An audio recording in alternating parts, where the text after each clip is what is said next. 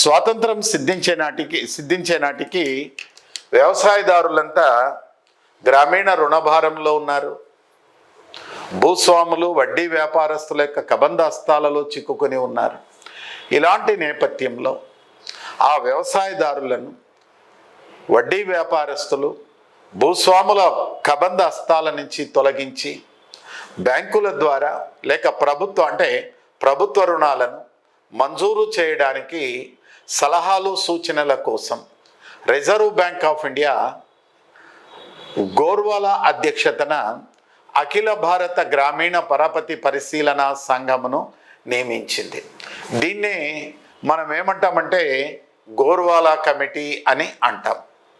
ఈ కమిటీ 3 సంవత్సరాల పాటు దేశవ్యాప్తంగా పర్యటించి అనేక సమాచారాన్ని తెలుసుకొని కొంత తన నివేదికను 1954లో రిజర్వ్ బ్యాంకుకు సమర్పించింది. దీనిలో భాగంగా ఏమిటంటే 1951 నాటికి దేశంలో ఉన్నటువంటి రైతులలో 93% మంది రైతులు రుణభారంలో ఉన్నారు. అంటే చేసిన రుణాలను తిరిగి చెల్లించడానికి, రుణాలపై వడ్డీలు చెల్లించడానికి అప్పు చేసే పరిస్థితిలో ఉండి రుణ ఊబిలో కోరుకొని పోయినారు. మొత్తం వ్యవసాయ రుణాలలో ఆనాడు ఉన్నటువంటి వ్యవసాయ రుణాలలో సుమారు 92.5% రుణాలు వడ్డీ వ్యాపారస్తులు, భూస్వాములు, కమిషన్ ఏజెంట్లు మొదలైనటువంటి వాళ్ళ దగ్గర అప్పు తెచ్చినారు. కేవలం ప్రభుత్వ రుణాలు 7.5% ఉన్నాయి.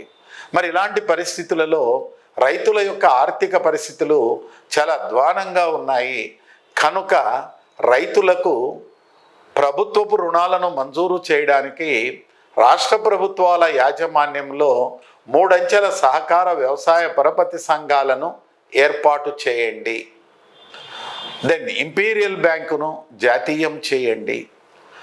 దేశంలో ఆనాడు దేశంలో ఉన్నటువంటి విత్త సంస్థలకు, బ్యాంకింగ్ సంస్థలకు రైతులకు రుణాలు అందించడానికి రీఫైనాన్స్ పునర్విత్తమును అందించడానికి ప్రత్యేకంగా కొన్ని నిధులను ఏర్పాటు చేయమని సిఫార్సు చేసింది.